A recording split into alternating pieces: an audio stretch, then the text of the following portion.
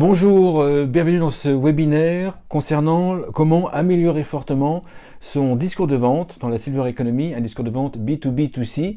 Ce séminaire, ce webinaire est valable si vous avez un produit ou un service qui n'est pas vendu directement aux seniors, mais qui est vendu via des prescripteurs ou des distributeurs. C'est un webinaire qui va vous permettre de parfaire votre discours de vente pour pouvoir augmenter la qualité de vos accords de distributeurs, avec des distributeurs par exemple, mais aussi leur quantité. Après avoir vu ce webinaire, vous saurez un peu mieux comment présenter un discours, comment mieux présenter une proposition, comment aborder au bon moment les personnes. Vous saurez également comment détecter les objections, les traiter avant même qu'elles n'apparaissent chez la personne, et comment traiter les objections qui restent.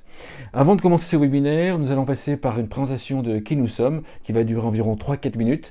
Si vous voulez zapper, vous avancez juste la vidéo, et on se retrouve juste après. Pour me présenter, je suis Frédéric Serrière, je suis conseiller en stratégie sur le marché senior et la Silver Economy depuis 1999 et je suis également entrepreneur dans le sens que nous avons investi dans des entreprises sur la Silver Economy et notamment les résidences-services seniors. L'activité de conseil, je l'exerce dans une agence de conseil et d'études qui s'appelle Global Aging Consulting. Nous sommes présents en France, à Berlin, à Londres, à Tokyo et à New York, et nous couvrons l'ensemble des pays développés, l'ensemble des pays vieillissants, avec une fédération d'acteurs, d'experts, d'agences indépendantes, pionnières sur le marché des seniors. Ainsi, on est capable d'accompagner des entreprises sur plusieurs pays au niveau mondial. Parmi nos missions, nous réalisons bien sûr des missions de conseil en marketing et stratégie, c'est-à-dire en fait comment développer l'entreprise, quelles pistes stratégiques utiliser, quels acteurs sont concernés, quel est mon écosystème. Nous réalisons bien sûr des études de marché auprès des seniors, Quali et Conti. Nous faisons bien sûr des co-créations avec les seniors, mais aussi des co-créations avec l'écosystème et les distributeurs. Notre troisième module, c'est bien sûr la formation inter-entreprise ou intra-entreprise sur le marketing des seniors, mais aussi sur la vente aux seniors. Le quatrième point concerne l'accompagnement et le coaching de dirigeants. Donc cette activité est sur le moyen et long terme, bien sûr, pour accompagner le dirigeant ou le directeur marketing dans le développement de son projet. Enfin, nous avons un module qui concerne l'identification de partenaires et la mise en relation. Effectivement, nous travaillons sur le sujet depuis plus de 20 ans et cela nous a permis d'être connus et de connaître la très grande majorité des acteurs qui interviennent dans le monde des seniors ou qui interviennent sur la Silver Economy. Pour s'informer, nous avons deux principaux portails d'information, ageconomy.com et globalagingtimes.com, qui sont deux portails d'information, d'actualité et d'analyse sur lesquels vous pouvez recevoir chaque semaine la newsletter, donc je vous invite, si vous le souhaitez, à vous abonner à la newsletter. Pour ce qui concerne le réseau et la mise en relation à haut niveau, nous avons créé un réseau qui s'appelle Ageconomy, une sorte de think tank qui organise des soirées privées entre DG et PDG, essentiellement à Berlin, à Londres et de temps en temps à Paris. Ces soirées se font sans invitation. Bien évidemment, on parle d'un thème très précis autour de la venue d'un grand dirigeant d'entreprise qui nous expose une problématique, une piste, une opinion, et bien sûr, nous lui posons des questions. Enfin, pour apprendre, 4 moyens, des vidéos gratuites sur ma chaîne YouTube, frédéricserrière.com/YouTube, vous tapez Frédéric Serrière dans YouTube, le replay de beaucoup de conférences et de webinaires sur ageconomy.com, vous verrez qu'il y a une zone qui s'appelle replay, c'est gratuit, vous pouvez regarder des replays de plusieurs conférences et de plusieurs webinaires. En troisième point, vous avez des formations en ligne, certaines sont gratuites, d'autres sont payantes. Vous faites Silver Economy, lesformations.com pour les trouver. Et enfin, mon guide Silver Eco, c'est un guide livre qui fait 900 pages et qui donne un panorama stratégique du marché senior et de la Silver Economy. Pour le trouver, vous faites silvereconomyleguide.com. Donc, en complément de cette présentation, certains le savent d'entre vous, je suis également fortement intéressé par la psychologie et le coaching, et je suis diplômé en plein des méthodes différentes en psychologie sociale, psychologie cognitive, depuis 25 ans. Et donc ça, c'est un des premiers webinaires que je vous propose, qui à la fois part du côté stratégique sur les seniors et du côté psychologique. Donc, donc on va voir déjà des postulats. Alors avant les postulats, j'avais oublié, vous allez vous répartir en 3 groupes lorsqu'on fait ce type de présentation. Premier groupe, il va y avoir les personnes qui sont réfractaires. Le réfractaire, environ 15 à 20% d'entre vous, le réfractaire va se braquer tout de suite sur ce que je vais dire parce que je vais parler de psychologie et par exemple ça ne lui plaira pas. Donc si vous êtes dans les réfractaires, je vous propose de couper le webinaire car vous n'allez rien apprendre et je ne m'adresse pas à vous.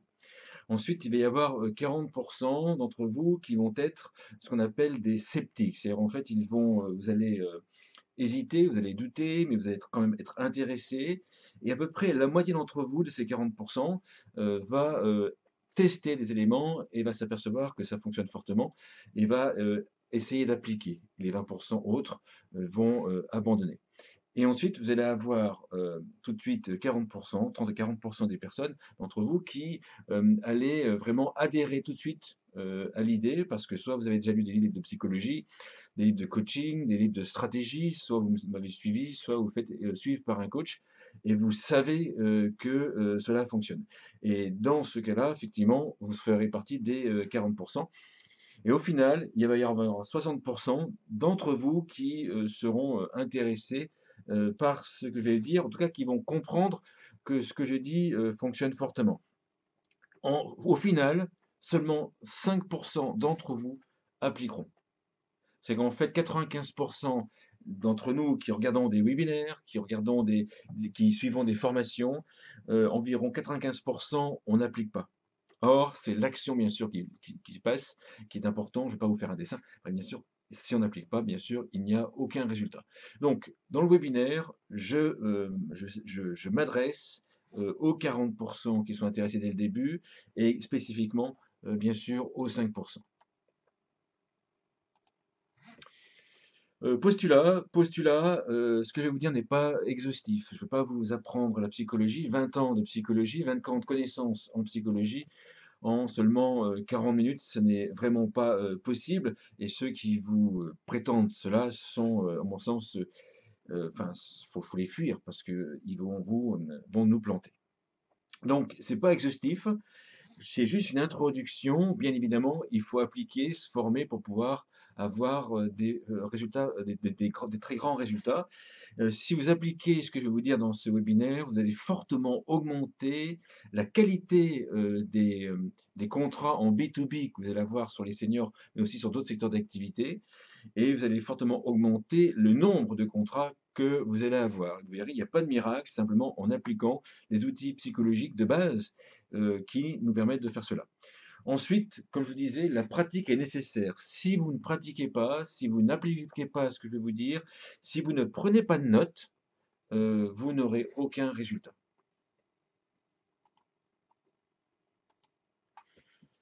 Donc, d'habitude, lorsque je fais un webinaire, je vous fais des graphiques, des images, etc. Et je me suis aperçu que beaucoup d'entre vous ne prenaient pas de notes et qu'au final, n'appliquaient pas. Donc, cette fois-ci, on va faire différemment.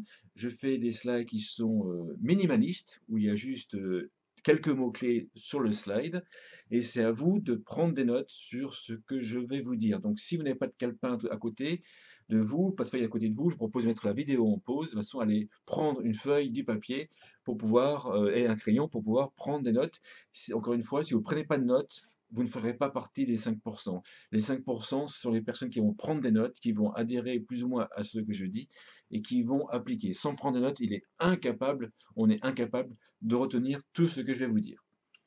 Alors, on va passer un petit moment sur la prise de décision. Comment est-ce que vous et moi, comment est-ce que nous prenons une décision? Et ça, c'est vraiment très important, car ça va servir de base à l'ensemble de ce que je vais vous dire, et ça sert de base à l'ensemble de vos négociations que vous pourrez avoir avec vos clients. Donc là, bien sûr, on parle de B2B2C. On ne parle pas de vendre directement aux seniors, on parle de vendre avec des distributeurs, des partenaires, des prescripteurs qui, eux, sont au contact des seniors. Alors, la prise de décision, il y a beaucoup de choses à dire sur la prise de décision. Ceux qui m'ont suivi ont déjà vu un graphique avec une tête, un graphique un petit peu compliqué avec différents éléments. Je vais vous l'expliquer et bien sûr, prenez des notes. On prend une décision de manière en fonction de plusieurs informations et plusieurs éléments. Le premier élément, c'est un élément émotionnel. C'est-à-dire, en fait, si on a appris une mauvaise nouvelle ou si on a appris une bonne nouvelle et qu'un commercial nous propose le même produit ou le même service, lorsqu'on a une mauvaise nouvelle ou lorsqu'on a appris une bonne nouvelle, on va réagir différemment. Ça nous est tous arrivé d'envoyer bouler, entre guillemets, quelqu'un qui nous proposait quelque chose, un ami par exemple, car nous avions autre chose à faire, nous étions stressés, ou alors nous pensions vraiment à autre chose, on n'était pas disponible lorsqu'il nous a proposé, et des fois on le regrette et on va revoir cet ami pour lui proposer d'être d'accord avec ce qu'il nous avait proposé. Donc, l'état émotionnel dans lequel on se trouve lorsqu'on nous fait une proposition est très importante. Et donc, lorsque vous envoyez un email, lorsque vous contactez une personne, lorsque vous rencontrez un client professionnel, l'état émotionnel dans lequel il se trouve est très important également. Donc, à l'heure actuelle, par exemple, au moment d'enregistrement de ce webinaire, nous sommes en période de déconfinement. C'est-à-dire, en fait, la plupart d'entre nous ou d'entre vous avaient repris le travail, soit en télétravail pour une partie, mais surtout au boulot, dans les bureaux ou autres. Et vous allez vous apercevoir que vous êtes très chargé de travail. Il y a chargé de travail parce qu'il y a du travail, puis chargé de travail parce qu'on n'a pas trop de travail, mais on fait semblant de travailler, ou chargé de travail parce que on stresse énormément et que l'avenir est très incertain. Donc en fait, on est en train de développer des nouveaux produits, des nouveaux services. Et nous, on a fait ça exactement. Nous, on a prévu dès le mois de février de basculer beaucoup de services qu'on l'ont proposé parce que les changements qu'ont engendré la crise du Covid et le déconfinement, ces changements sont très importants dans le conseil.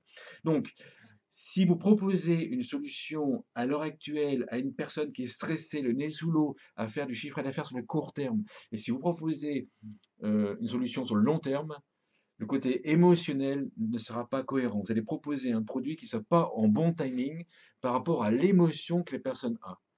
La personne, généralement, à l'heure actuelle, beaucoup dans les entreprises sont stressés. J'ai beaucoup de mes clients qui ne savent pas ce qu'ils vont faire dans 2 mois, 3 mois, 4 mois. Ils ont une vague idée, mais ils ne savent pas d'où va venir le chiffre d'affaires. Donc, pour correspondre à l'émotion qu'ils ont à l'heure actuelle, ça va être plutôt des produits pour les soulager leur entreprise, les soulager au niveau stress, mais c'est également faire des produits qui vont permettre de vendre très rapidement. Si, par exemple, vous développez des produits d'actrimétrie ou téléassistance évoluée, à mon sens, ça ne sert pas vraiment à grand-chose de les proposer à l'heure actuelle pendant le stress, car c'est des produits qui demandent d'être testés, appliqués, étudiés. C'est des produits qui sont neufs pour les seniors, donc on comprendra très bien qu'on ne fera pas de chiffre d'affaires à très court terme, en tout cas moins de chiffre d'affaires à très court terme, que si vous proposez une téléassistance classique avec le bouton, par exemple. Ça, c'est un produit qui est déjà connu et qui est déjà commercialisé. Donc, l'émotionnel compte beaucoup.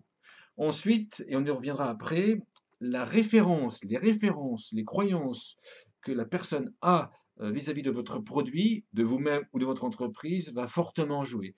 Si vous proposez un produit à une personne qui a une mauvaise image du type de votre produit, ou alors qui se fait déjà avoir par un produit similaire, etc., vous allez rencontrer des difficultés, ce qu'on appelle les références qui vont amener des objections. Oui, la personne a une référence vis-à-vis de votre produit, de vous-même ou de votre entreprise, on en parlera après, et et cette personne-là, qui a cette référence-là, va lever une objection. On va vous dire non, je ne suis pas intéressé, on verra plus tard, je vais réfléchir. Donc ça, c'est des objections pour dire non, en fait, hein, bien souvent pour dire non. Et ces références vont créer ces objections. Donc on verra après comment moi je fais pour connaître les références des personnes. Si vous n'avez pas étudié cela très précisément, si vous ne connaissez pas ce que les personnes, ce que vos clients, vos prospects pensent de vous personnellement, pensent de l'entreprise, de votre entreprise et pensent de votre produit, vous allez faire au hasard et il y aura 90% de chances que vous ne signez pas tout de suite parce que la personne aura des références négatives et des objections. Et donc ça, c'est très important. Ensuite, et c'est lié un petit peu, les croyances. Il peut y avoir une référence par rapport à votre produit, mais aussi il peut y avoir des croyances. Et les croyances vont engendrer des objections. La croyance, par exemple, c'est je ne suis pas sûr de pouvoir convaincre mon chef de travailler avec vous, par exemple. Ça, c'est une croyance. Je ne suis pas sûr de pouvoir arriver à me former à votre produit très rapidement. Ça également, c'est une croyance. Et donc, là pareil, si vous ne connaissez pas les croyances qui sont liées à votre produit, les croyances qui sont liées à vous-même et les croyances qui sont liées en entreprise, généralement une croyance des fois elle est même irrationnelle, donc elle n'a pas à être jugée, des fois elle est irrationnelle dans le sens qu'elle n'est pas tangible, elle n'est pas réelle, vous aurez bien sûr beaucoup moins de chances de vendre votre produit. Donc là aussi, il va falloir aller chercher les croyances. Et ensuite, bien sûr, je vais vous apprendre par la suite à lever ces différentes croyances. Donc, vous allez devoir gérer le côté émotionnel, les références que la personne a vis-à-vis de votre produit, de vous-même ou et de votre entreprise, le et de votre entreprise, bien évidemment, pas ou et votre entreprise, et ensuite les croyances. Ensuite, ce qu'il faut bien savoir, c'est que si on fait très simple, il y a ce qu'on appelle le tri information. C'est le tri information niveau psychologie cognitive, c'est les différents éléments qui rentrent en ligne de compte pour que l'on comprenne, que l'on entende, que l'on voit, que l'on ressente, que l'on comprenne une information. Vous savez très bien que vous avez probablement lu des études là-dessus, que environ de 10% seulement de ce que l'on veut dire est réellement compris par la personne en face. Parce qu'il y a une différence entre, il y a déjà une lacune, en tout cas une perte entre ce que l'on veut dire, ce que l'on dit, ce que la personne entend et ce que la personne comprend au final. Et donc là, il y a une énorme perte. Dans le tri information, vous avez notamment, par exemple, les visuels, les auditifs et les kinesthésiques. Si vous faites un webinaire, par exemple, et que vous ne vous montrez pas, par exemple, vous ne bougez pas, par exemple, que c'est des slides avec uniquement du son et sans que les slides bougent, sans que vous bougiez les mains, vous serez probablement, c'est comme ça, auditif. Pour vous, l'image est moins importante. Et si vous travaillez avec quelqu'un comme moi qui c'est plutôt visuel et ensuite auditif, je vais décrocher très rapidement et je ne vais pas vous écouter jusqu'au bout. C'est en fait, si je ne vous vois pas, si je ne vous vois pas bouger, si je ne vois pas les slides bouger, par exemple, quelque chose qui bouge environ toutes les 5 secondes, toutes les 5 à 10 secondes, et pour les plus jeunes, c'est beaucoup moins que ça, on décroche et on ne sera pas intéressé par ce que vous allez dire et on va couper le webinaire. Si par exemple, si vous êtes kinesthésique, les kinesthésiques ont besoin de comprendre le pourquoi des choses. Donc en fait, il va falloir expliquer le pourquoi des choses. Par exemple, si je voulais vous convaincre les kinesthésiques d'écouter ce webinaire jusqu'à la fin, je vais vous expliquer, par exemple, à vous les kinesthésiques, qu'à la fin de ce webinaire, et c'est très sérieux, le dernier slide, je vous explique comment je fais vraiment sur un cas très concret. Et si vous appliquez ce cas très concret, vous allez comprendre que vous allez pouvoir l'appliquer très facilement et vous allez pouvoir augmenter votre chiffre d'affaires car vous aurez plus de contrats, vous aurez des contrats de meilleure qualité. Donc là, vous voyez, j'ai expliqué le pourquoi. Celui qui est visuel auditif, d'accord, et qui ne fait pas attention à cela, et qui donc n'est pas habitué à expliquer le pourquoi des choses, parce que lui, il le fait lui-même, vous loupez 30% des gens. C'est-à-dire, en fait, on résume, 40% sont visuels, 30% sont auditifs, et à peu près 20 à 30% sont kinesthésiques. Ça dépend des pays, ça dépend des zones, bien sûr. Si vous montrez rien qui bouge, en fait, si vous ne vous montrez pas, si vous ne bougez pas les mains, par exemple, si vous ne montrez pas de slide qui bouge, vous allez louper 40% des contrats. 40% des visuels vont vous lâcher directement. Et donc les visuels, pour eux, c'est très difficile au téléphone. C'est pour ça que la visio est vraiment très très bien pour nous qui sommes visuels. Si vous n'expliquez pas le pourquoi des choses, vous n'allez pas convaincre les 30% de kinesthésiques. Oui.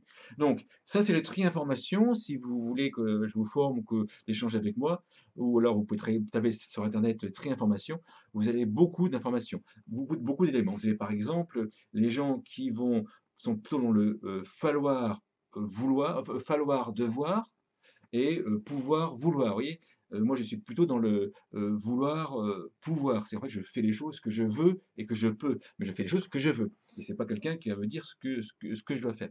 Par contre, d'autres personnes disent voilà, il faut que je fasse ça. Je suis obligé de faire ça.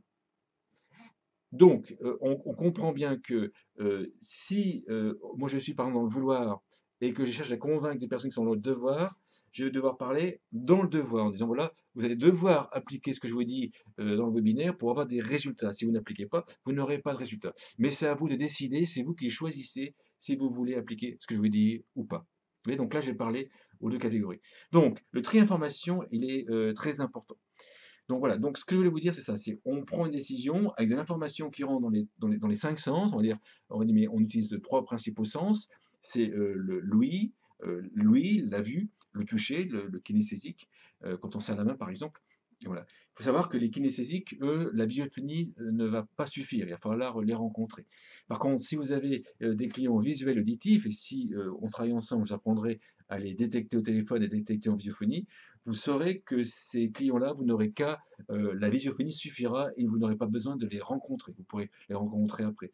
Par contre, ceux qui sont visuels, kinesthésiques, auditifs, kinesthésiques, ou kinesthésiques, visuels, kinesthésiques, auditifs ou kinesthésiques, kinesthésiques, eux, ça c'est beaucoup plus rare, ces personnes auront beaucoup de mal à signer un contrat avec vous à distance. Généralement, ils ne le feront pas. Autre élément que je voulais vous dire, c'est, contrairement à ce que beaucoup d'entre vous et d'entre nous pensons, on prend une décision de manière émotionnelle et on la rationalise. Alors une partie d'entre vous allez me dire, mais non, c'est pas vrai, moi, c'est moi qui ai décidé, c'est moi qui ai rationalisé, j'ai acheté ce produit-là parce que, voilà. J'ai acheté la voiture-là qui coûte plus cher qu'un 4x4 parce que, voilà. Et on va expliquer. Donc vous avez l'impression d'avoir pris votre décision rationnellement. Et en fait, si vous y réfléchissez bien et si vous êtes un petit peu, j'allais dire honnête entre guillemets avec vous-même, vous allez vous apercevoir que la première idée, le premier sentiment, la première image que vous êtes fait pour prendre la décision d'acheter cette voiture en question, ça peut être n'importe quoi, mais la voiture en question, c'est d'abord émotionnel. Et ensuite, vous êtes un petit peu rassuré pour la justifier. Et c'est pareil, pour ceux qui décident de travailler avec moi, généralement c'est émotionnel. Donc à l'extérieur, on voit qu'il maîtrise son sujet, on voit qu'il maîtrise les seniors, on a travaillé avec lui, les gens l'ont passé, etc. Donc lui, il est bon. Et après, ils vont rationaliser pourquoi ils travaillent avec moi. Par contre, celui, par exemple, qui essaye de me contrôler, qui essaye de... Vous voyez, les narcissiques qui essayent de contrôler les autres, qui essayent de diriger dans mon emploi du temps, qui essayent de m'imposer des réunions, des dates de réunion, la personne-là va rationaliser, va s'apercevoir qu'avec moi, ça ne fonctionnera pas, car je travaille avec les clients pas en, pas en dominé, mais d'égal à égal. Et mes salariés, je leur impose de travailler d'égal à égal avec les clients. Et donc, on prend les rendez-vous quand ça arrange le client, quand ça vous arrange, mais également quand ça nous arrange. Et en fait, ça, c'est très, très important. Donc, on travaille d'égal à égal. Vous voyez, donc voilà. Et donc, il y a une partie d'entre vous, ceux qui aiment bien contrôler, qui voudront pas travailler avec moi. Et puis, inversement, je ne travaillerai pas, bien sûr, avec vous si vous êtes dans ce cas de profil. Donc, la décision est émotionnelle. L'émotionnel, ça se passe, j'en parle après, c'est la première sensation quand je vous vois pour la première fois. C'est qu'en fait, on a 5 secondes, même pas 5 secondes généralement, pour faire bonne impression. C'est très rapide, hein, c'est très très rapide. Ensuite, il y a une deuxième fois où on fait de bonne impression, c'est dès que vous ouvrez la bouche, dès qu'on ouvre la bouche et qu'on parle. Par exemple, ceux qui ont une voix un peu plus aiguë chez les hommes ont moins tendance à convaincre que ceux qui ont une voix un peu plus grave, par exemple. Voyez. Donc là, c'est aussi une possibilité de travailler de façon à pouvoir avoir une voix plus grave et à travailler plus avec la voix qui travaille d'ici. Je ne suis pas très bon à faire cela, mais en tout cas, j'essaye de m'améliorer. Ensuite, l'émotionnel, c'est aussi raconter des histoires. C'est-à-dire qu'en fait, lorsque je commence une conférence, lorsque je parle devant un public, ou lorsque vous avez, par exemple, écouté des présentations de TED, TED, vous savez, les grandes présentations avec le cercle rouge, où les personnes travaillent, font une présentation, vous allez vous remarquer que la plupart des intervenants ou intervenantes commencent par une histoire. Ils ne parlent pas de leur sujet, ils parlent de leur histoire. Ils ne parlent pas de leur côté technique, ils parlent de l'histoire. Et l'histoire, en fait, c'est pour capter l'attention émotionnelle. C'est pour faire, en fait, quand on raconte une histoire, en psychologie, on met en transe la personne, ce qu'on appelle l'hypnose ericksonienne. Le simple fait de raconter une histoire très ficelée permet de mettre en transe, en hypnose ericksonienne, en sous-hypnose ericksonienne les personnes. Je ne sais pas, vous n'êtes pas allongé en train de dormir, simplement vous vivez l'histoire en question. Et ça, c'est l'émotionnel. Et dans l'histoire, on peut très bien vous raconter structurer l'histoire de manière avec laquelle, de façon à ce que l'histoire, en fait, arrive à vous convaincre beaucoup plus facilement. Et si vous lisez ce type de sujet sur l'hypnose ericksonienne, tapez sur Internet, vous allez, et moi je suis maître praticien en hypnose ericksonienne, c'est-à-dire qu'en fait, on est capable de raconter des histoires qui soient éthiques et qui arrivent à convaincre très facilement une assemblée de travailler avec nous, bien, par exemple. Voyez, donc, alors, faut pas le faire ça avec tout le monde parce que vous allez entre guillemets attirer, j'allais dire choper, attirer des clients avec lesquels vous ne voulez pas. Donc, il faut vraiment être éthique parce que sinon vous allez choper plein de clients avec lesquels vous ne voulez pas travailler. Oui, par exemple, moi, ceux qui me dirigent ou les narcissiques, moi, ça ne m'intéresse pas, je ne travaille pas avec eux.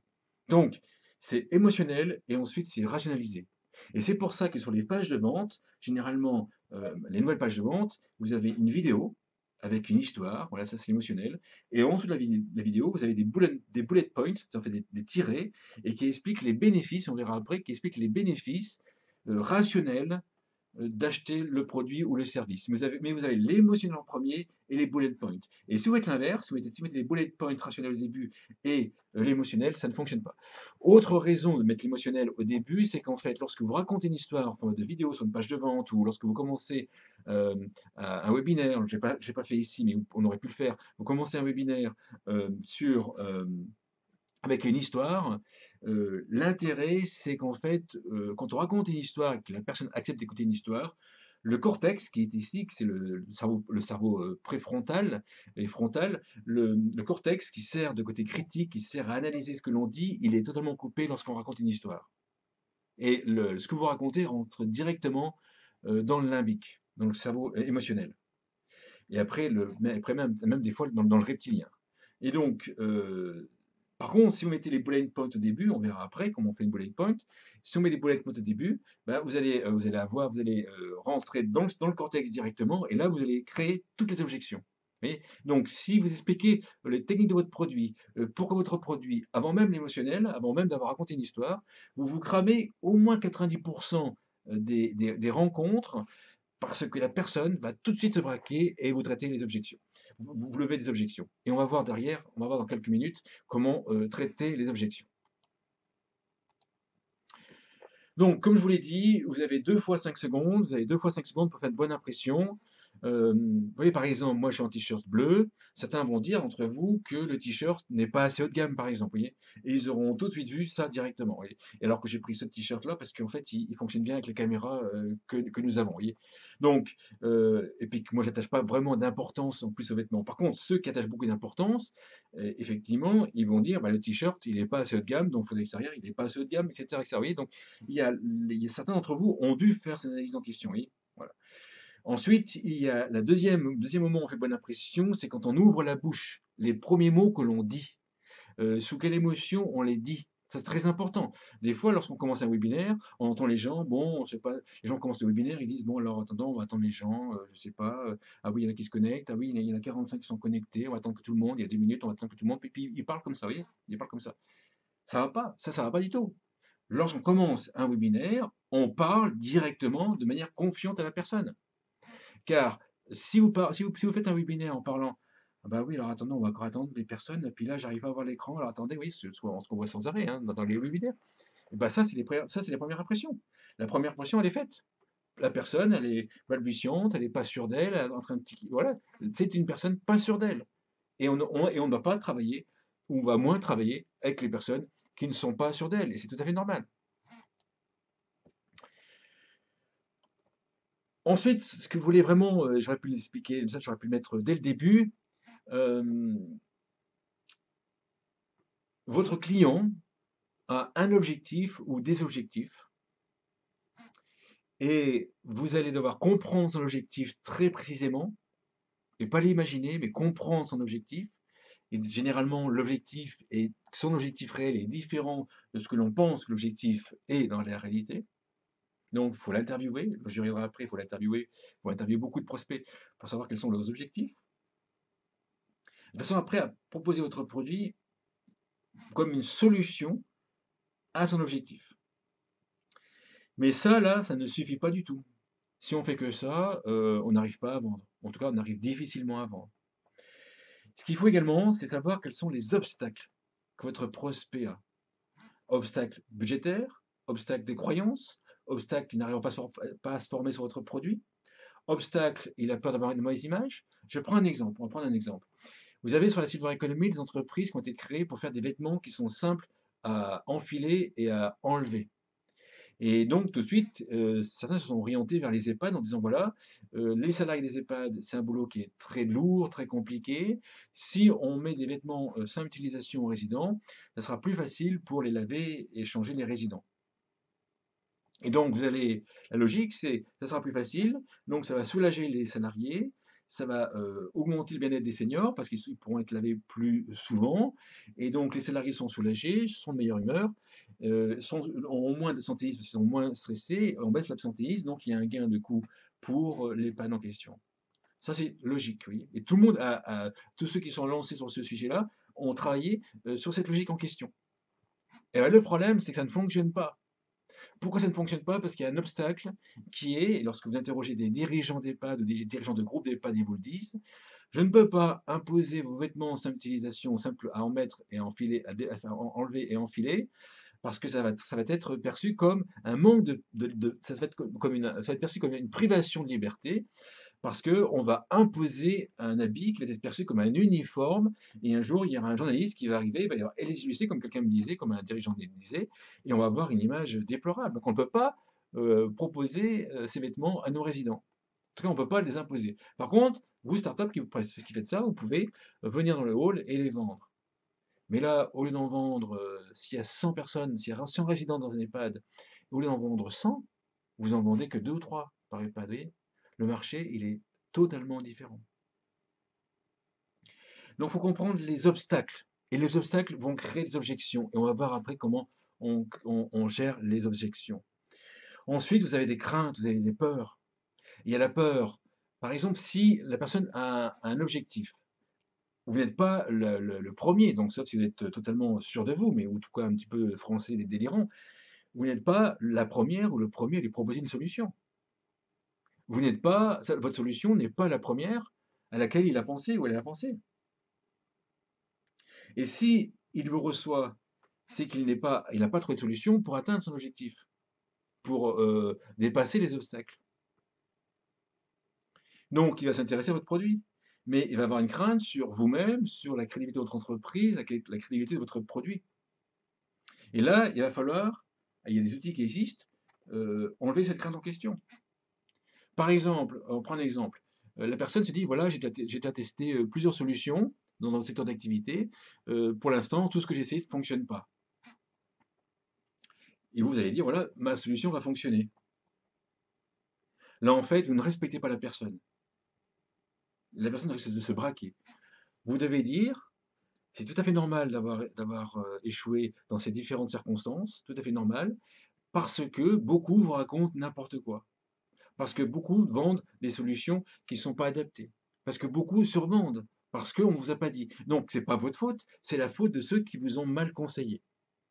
Vous voyez? Donc là, on va comprendre la crainte qu'il a et on va l'expliquer en disant que ce n'est pas de sa faute, c'est la faute d'un contexte ou d'autres personnes. Mais vous renvoyez la responsabilité. Si vous faites ça, la personne va se sentir compris, comprise, et ensuite, elle va se dire que c'est pas de ma faute, et vous allez pouvoir plus facilement votre produit. Si vous ne faites pas ça, vous bloquez. Vous bloquez. Oui, donc en fait, si on travaille uniquement sur l'objectif, vous ne travaillez pas sur ces craintes, ni sur ces obstacles, et les obstacles et les craintes, les croyances, sont toutes valables, même si elles sont irrationnelles, elles sont toutes valables, elles doivent être comprises. Sur les craintes, j'insiste beaucoup. Quand on était petit et qu'on disait à nos parents, maman, papa, j'ai peur, comment est-ce que vos parents ont réagi? Si vous êtes parent, comment est-ce que vous réagissez par rapport à votre enfant qui vous dit j'ai peur? Vous dites, ma fille, mon fils, c'est pas la peine, il ne faut pas avoir peur, etc. Et vous rassurez l'enfant. Ben, c'est pas bon ça. L'enfant vous dit j'ai peur. Et vous lui dites, il ne faut pas avoir peur. Le problème, c'est que dans le corps, la peur, elle est développée et elle a contracté les muscles. Donc l'enfant, en fait, il dit, si maman, si papa, j'ai peur. Et tu me dis que j'ai pas peur? Là, en fait, on fait un nœud dans le cerveau. Vous voyez ce que je veux dire?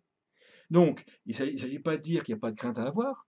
Il s'agit de, c'est normal, monsieur, que vous hésitiez à me recevoir, ou que vous hésitiez à prendre mon produit, ou que vous hésitiez sur ce type de produit, parce que beaucoup, dans le secteur d'activité, ont raconté n'importe quoi. Vous voyez, c'est un exemple, bien sûr, ça, il faut le peaufiner, il faut le tester, etc. Mais c'est un exemple. Oui. Voilà, très important, sinon en fait, et la plupart ne font pas ça. La plupart ne font pas ça. Et donc en fait, on loupe la plupart des ventes. Autre chose que je voulais vous dire, les trois confiances. On s'aperçoit que les meilleurs vendeurs sont ceux qui, à la fois, ont un savoir-faire, mais également qui ont de la chance. Sont ceux qui arrivent à faire en sorte qu'on ait confiance très rapidement en eux. Ensuite, qu'on ait confiance très rapidement en leurs produits et très rapidement en leur entreprise. Entre guillemets, si vous achetez un produit et que vous êtes content de ce produit et que vous estimez tout de suite d'avoir fait une bonne idée, un bon choix, vous allez vous rendre compte que vous avez eu confiance au vendeur, confiance au produit que vous avez acheté et confiance dans la marque, en l'entreprise. Très important ça. Vous avez confiance dans les trois. Et vous allez vous apercevoir que si vous hésitez à prendre une décision, il y a au moins un des trois éléments dans lesquels vous n'avez pas confiance. Donc, supposons que vous dirigez une start-up et que vous avez pris rendez-vous par email, etc. Et puis vous vous rendez, ou par visio, et vous vous rendez au rendez-vous en question. Mais que la personne en fait en face ne connaît pas votre entreprise. Ce qu'il faut faire avant le rendez-vous, pour ne pas perdre tout son temps dans le rendez-vous à rassurer la personne sur votre entreprise, c'est qu'il faut l'envoyer un document qui parle de votre entreprise, si votre entreprise n'est pas connue. Bien sûr, si vous êtes chez Renault, il n'y a personne de présenter Renault. Par contre, si c'est une startup qui n'est pas connue, vous devez, avant le rendez-vous, expliquer qui vous êtes, de façon à éviter cela. C'est valable aussi dans les jurys. Tu sais, vous avez peut-être postulé à des jurys, à des concours, comme le Silver Show, Silver Night, la Bourse Charlevoix, etc.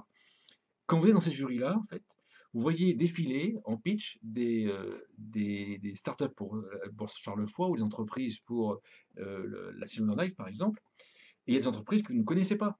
Et puis il y a des gens que vous ne connaissez pas, puis il y a des gens que vous connaissez et des entreprises que vous connaissez. Comme il n'y a que 4 minutes pour convaincre le jury, si je suis dans le jury que je ne connais pas votre entreprise, vous allez déjà prendre 1 à 2 minutes pour expliquer qui vous êtes. Et tant que je n'aurai pas confiance en la solidité de votre entreprise, tant que je n'aurai pas confiance en votre entreprise, je ne vais pas voter pour vous. Mais quand je dis je, c'est le jury qui ne va pas voter pour vous. Voilà pourquoi, généralement, ceux qui gagnent dans les concours sont quand même ceux qui sont connus et dont l'entreprise est connue. Donc c'est à la fois, on a confiance au produit, on a confiance, si le produit est montré, généralement il est même testé, on a confiance en vous qui pitchez, et on a confiance en votre entreprise. Il faut vraiment les trois cas de figure. Donc, supposons que vous avez des commerciaux qui ne sont pas très convaincus qui sont pas très convaincus d'eux-mêmes, pas convaincus de votre produit ou pas convaincus de votre entreprise. Il existe plein de solutions en psychologie sociale, en psychologie cognitive, issues de l'hypnose ericksonienne, de la thérapie provocative, psychologie sociale ou la PNL par exemple. Vous avez plein de solutions qui vous permettent de créer, même artificiellement, une, euh, une confiance chez vos commerciaux, en votre produit, en eux et dans votre entreprise. Et donc lorsque nous on forme les vendeurs à la vente aux seniors, on leur rehausse leur estime de soi. On les fait travailler sur les aspects positifs. Par exemple, si vous avez un commercial qui n'est pas sûr de la qualité de votre produit ou qui n'est pas 100% sûr de la qualité de votre produit, ça, on s'en aperçoit quand les commerciaux ont tendance à juger que le prix de leur produit est trop élevé. Ou si même vous-même, vous dirigez une startup sur la silver economy et que vous jugez que ce que vous le proposez à un prix trop élevé, généralement, c'est que vous n'avez pas confiance en votre produit. Certains n'achèteraient même pas les produits qu'ils vendent, qu'ils commercialisent, vous voyez. Mais ça, qu'est-ce qui se passe? Ça se ressent. Donc dans le rendez-vous, lorsque vous parlez, vous n'êtes pas à l'aise, vous voyez. Là, par exemple, vous voyez que je suis à l'aise par rapport à la psychologie, parce que ça fait 25 ans que j'en fais. Donc, c'est 25 ans que je connais tous ces outils par cœur. Donc, je sais de quoi je parle. Donc, on voit que c'est congruent, vous ressentez que lorsque je parle comme ça, que c'est le cas. Donc, la question, si vous avez un commercial qui est comme ça, vous lui faites répondre, vous lui faites prendre une feuille de papier et vous lui dites, voilà, qu'est-ce qui est génial dans notre produit? En quoi est-ce que notre produit est bien? Et vous lui faites remplir 2 pages comme ça, d'éléments différents. Vous allez vous allez s'apercevoir que ce qui se passe, c'est qu'au bout de la 15e réponse, il va apprécier beaucoup votre produit. Vous pouvez lui dire, voilà, en quoi est-ce que le produit que l'on vend, en quoi est-ce que le prix, en quoi est-ce que le prix du produit que nous vendons ou du service que nous vendons est-il justifié? Si vous faites cela, en fait, il va avoir, il va changer ses croyances.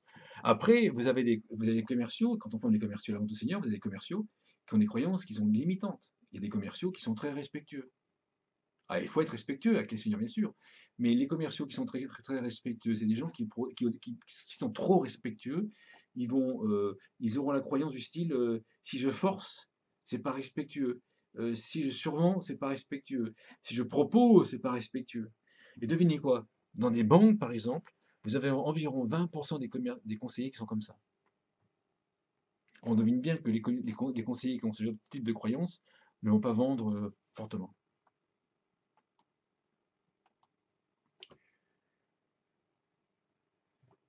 Autre point, les 3 intérêts. Euh, donc ça, c'est pas très français. Vous voyez. Le français, c'est moi je. Et moi qui vis à Berlin, euh, c'est affligeant. Et euh, si vous êtes français, par exemple, et que vous faites moi je, et que vous voulez venir vivre à Berlin, et vous continuez à votre comportement moi je, et pas collectif, au bout de 6 mois, vous avez zéro ami. Je répète, au bout de 6 mois, vous avez zéro ami. Parce qu'en fait, l'allemand ne supporte pas le moi je. Donc, il y a 3 intérêts dans lesquels on doit travailler. Il y a, euh, il y a une dizaine d'années, j'organisais des clubbings, des soirées en discothèque, en club discothèque pour les plus âgés. Euh, et je cherchais des sponsors, notamment pour me faire connaître. Et donc, il y avait un site internet dans le secteur qui était très connu, et j'avais rien à lui proposer. Je voulais juste qu'il soit sur les affiches. En échange d'être sur les affiches, il était mon sponsor, il faisait ma promotion. Donc, c'était totalement déséquilibré, en ma faveur d'ailleurs. Donc, j'envoie un mail quand même au dirigeant et je lui dis Euh, voilà, je vous contacte, voilà ce que l'on fait. Pour qu'on puisse remplir notre soirée, on aurait besoin d'avoir des sponsors comme vous. Par contre, voilà ce que l'on. Bon, j'ai réfléchi un petit peu quel serait votre intérêt. Bon, notre intérêt, ce serait une visibilité. Votre intérêt à vous, ce serait une visibilité sur les affiches, le logo qui circule dans le clubbing, etc. Puis des flyers qui pourraient être distribués.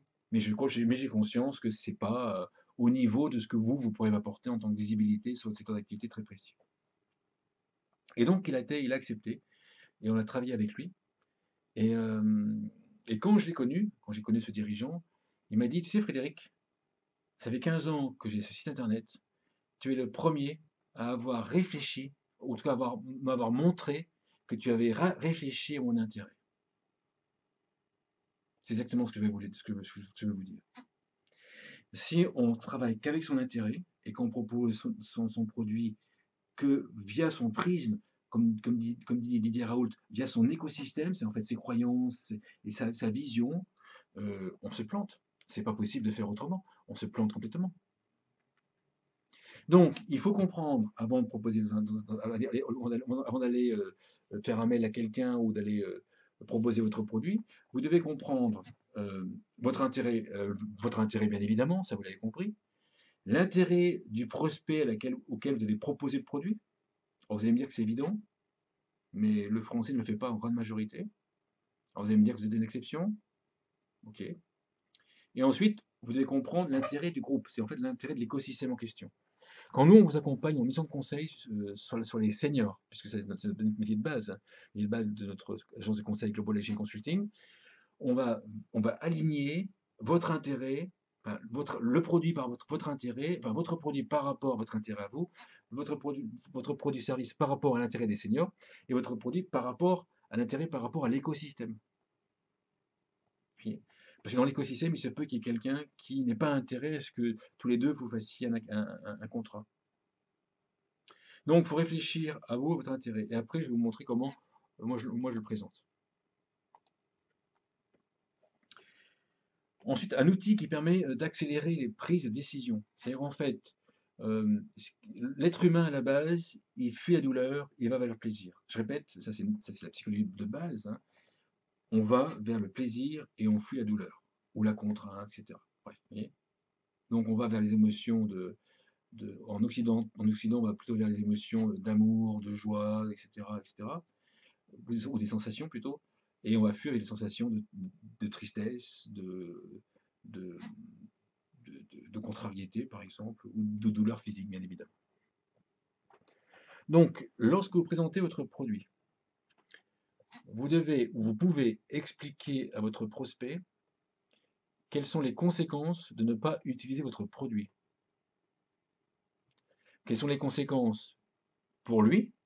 Quelles sont les conséquences pour son entreprise? Quelles sont vraiment les conséquences? Donc, alors, si c'est une start-up, si le chef d'entreprise est tout seul, et qu'on est face à face et que vous avez un bon feeling avec lui, vous pouvez lui expliquer quelles sont les conséquences de ne pas travailler avec vous pour son résultat de chiffre d'affaires, pour son entreprise et pour sa vie personnelle parce qu'il y aura moins de revenus. Vous voyez, donc en fait, on va, on va charger émotionnellement, négativement la personne en parlant des conséquences de ne pas utiliser votre produit. Et ensuite, vous parlez des bénéfices de votre produit et des conséquences des bénéfices de votre produit.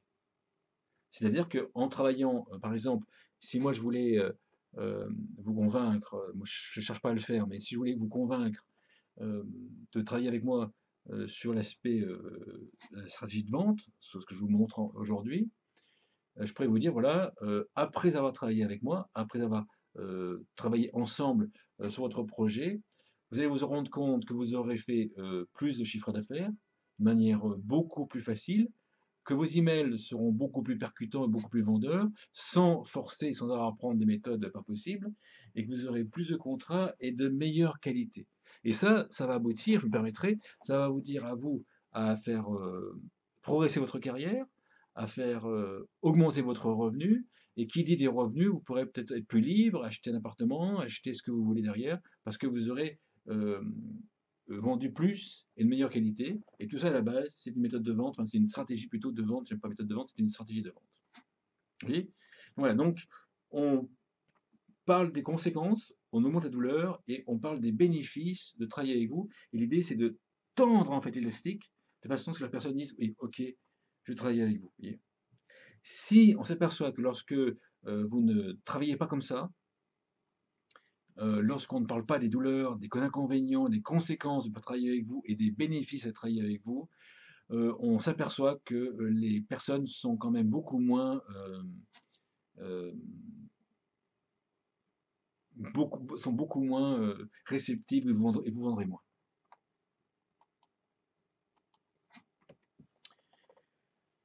Autre élément, les objections. Donc, vous savez, au tout début, si vous avez pris des notes ou si vous avez une bonne mémoire, je vous ai dit qu'en fait, le cerveau prenait des décisions par rapport aux références. Et les références, c'est-à-dire ce que l'on pense de votre produit, votre service, votre entreprise, de vous-même, vous allez vous rendre compte que ça engendre des objections. Donc, soit en fait, vous subissez les objections, soit en fait, vous subissez, mais vous les listez pour les traiter plus tard correctement, soit en fait, dès le début, vous listez dès le début, avant de vendre, toutes les objections qu'il peut y avoir, de façon à pouvoir les traiter et les tuer dans l'œuf, ou pouvoir les traiter facilement quand l'objection arrive. Donc, il y a des objections suivant trois critères. Par rapport à votre produit, ce que la personne pense de votre produit. Par rapport au client lui-même, c'est qu'en fait, il ne va pas se sentir capable lui-même, en interne, de se former à votre produit, ou il n'aura pas le temps de se former à votre produit, par exemple. Ça, c'est une objection interne. Et le troisième point, c'est les objections externes, c'est j'ai pas le budget, mon chef ne voudra pas, etc., etc. Donc, il y a sur le produit, il y a client interne par rapport à lui, et puis il y a externe par rapport à son environnement. En moyenne, il y a environ une vingtaine d'objections pour votre produit dans chacune des 3 colonnes. Donc, il faut, en allant interviewer des prospects, interviewer des clients, il faut lister ces différentes objections en question. Vous listez les différentes objections dans chacune des colonnes. Donc, objection par rapport à votre produit, objection par rapport à la personne elle-même, ce qu'elle est capable ou pas de faire, et objection par rapport à l'environnement. Dans le produit, il y a aussi objection par rapport à vos commerciaux, objection par rapport à votre entreprise, bien évidemment.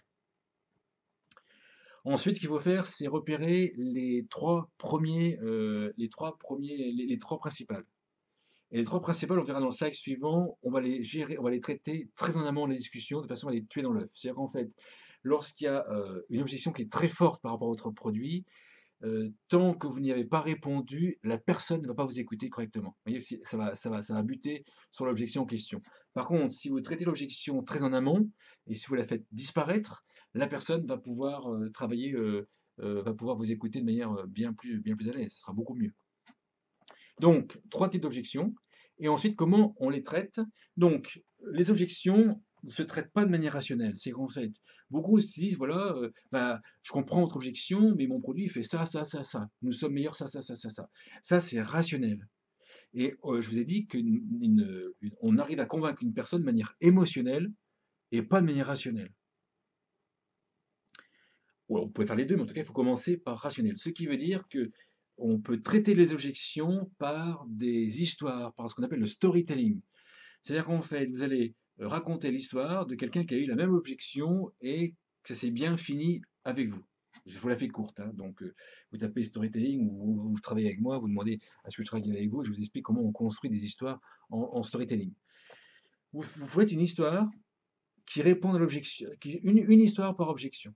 Et vous faites en sorte de les apprendre par cœur ou que vos clients les apprennent par cœur. Voyez. Et vous allez vous rendre compte que vous avez plusieurs commerciaux, vous avez certains commerciaux qui le font naturellement.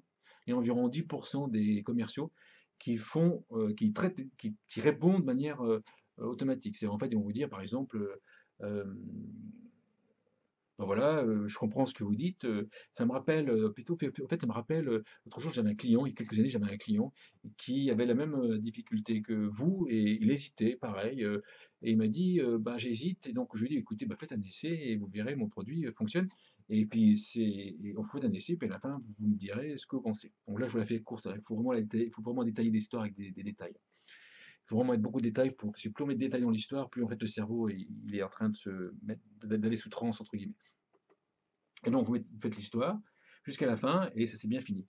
Tous les films américains, comme par exemple le dessin animé Cars, vous savez, de Cars, la voiture là, qui veut gagner, qui veut gagner une course, qui s'entraîne, qui arrive pas, qui s'entraîne, qui arrive pas, qui au final fait la course et au final allait gagner mais s'arrête avant la ligne d'arrivée pour que le deuxième passe, celui qui méritait de gagner passe.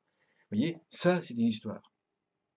Ça, c'est la structure, c'est une structure très précise où je raconte des histoires. Donc, si vous utilisez cette structure qui est très précise, à bien étudier et très précise, vous arrivez à convaincre toutes les objections. Vous arrivez à traiter toutes les objections. Maintenant, les trois principales objections, par trois colonnes, ce qui est intéressant, c'est de les transformer en secret. Si la personne vous dit, voilà, je n'aurai pas le temps de me former à votre produit, avant même de présenter entièrement votre produit, vous faites un slide sur secret numéro un ou idée numéro un, comment utiliser ce produit sans avoir besoin de se former. Et vous faites un déroulé pour traiter l'objection directement, voyez, avant même que l'objection apparaisse. Et vous traitez comme ça, secret numéro un, secret numéro 2, secret numéro 3, vous traitez les trois principales objections avant même de commencer toute votre discussion, toute votre présentation. Ceux qui sont très bons, en fait, face à face, ils sont capables de détecter, sentir et entendre des objections, les principales objections, et ils vont les intégrer en live.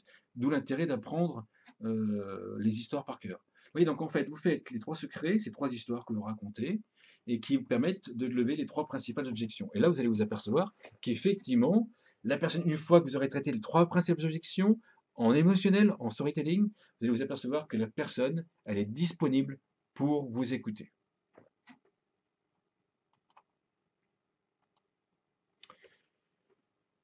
Autre élément, tout à l'heure je vous ai dit que émotionnellement, on faisait une vidéo pour l'émotionnel et ensuite on mettait des tirets, ce qu'on appelle les bullet points, pour expliquer de manière rationnelle pourquoi c'est intéressant, le produit est intéressant.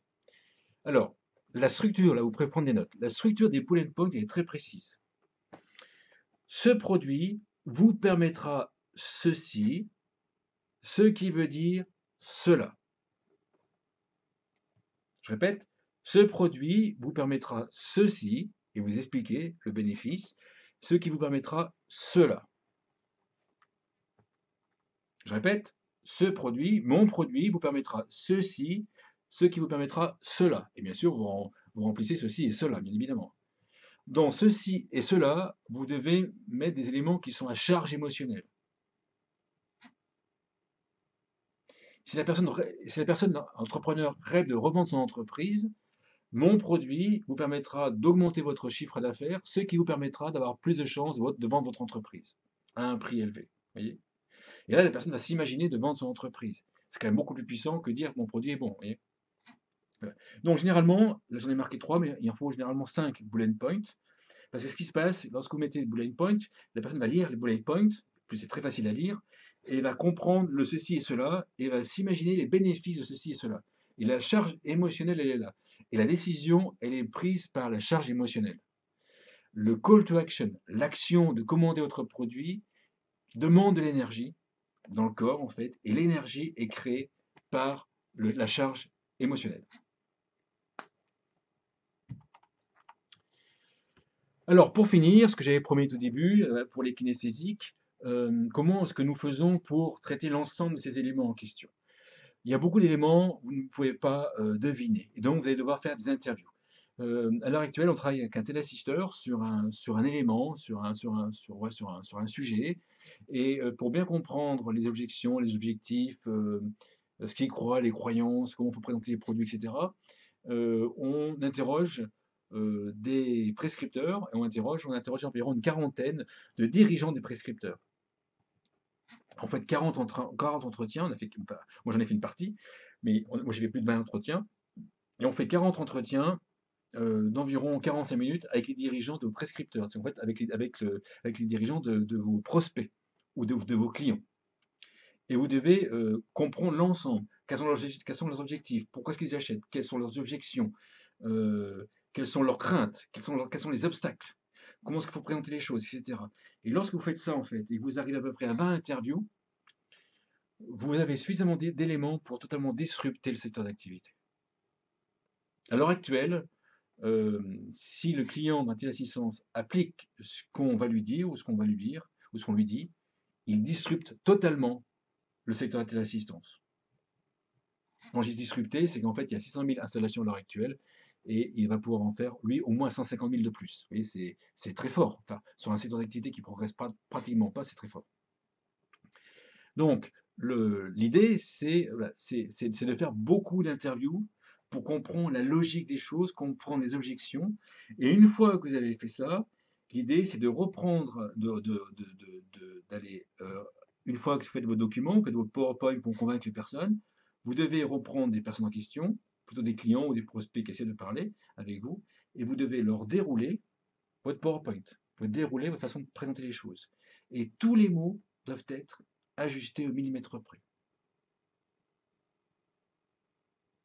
Toutes les histoires, tous les titres, le titre du document doit être ajusté, doit être validé par eux.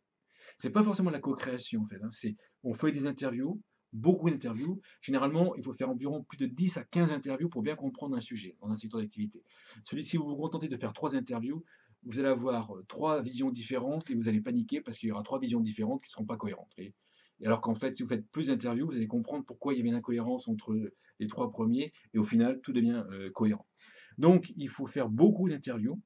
Et donc, si sur le marché des seniors, vous ne vous sentez pas capable ou vous n'avez pas les contacts de vos prospects ou quoi ils ne veulent pas vous répondre, ben, vous nous commandez une mission de conseil, on fait cette démarche d'interview ensemble. Et ensuite, imaginez, une fois que vous aurez ce qu'on appelle le débat, votre présentation, elle fait mouche parce qu'une fois qu'elle est validée sur 40 personnes, 40 dirigeants, 40 de vos prospects. Vous imaginez déjà que en fait, pendant que vous faites ça, vous allez convaincre ces prospects en question. D'accord? Parce que j'avais noté l'assisteur. On va interviewer, donc ça coûte un peu d'argent, hein, bien sûr. Je ne travaille pas gratuitement. Mais on va interviewer, j'ai moins de 40 à faire, 40 dirigeants. Donc vous allez avoir, premier résultat, vous allez avoir, imaginons qu'on travaille ensemble, vous allez avoir la méthode de vente, l'outil, comment on vend votre produit. Mais je lui ai dit, dans les 40 interviews qu'on va faire, on va détecter des besoins. Et donc, vous allez également vendre. Vous voyez ce que je veux dire? Donc, en fait, la mission de conseil, en fait, que l'on fait, elle s'autofinance largement par rapport uniquement au contact que l'on peut avoir dans les interviews. Vous voyez? Donc, en fait, on fait beaucoup d'interviews comme ça.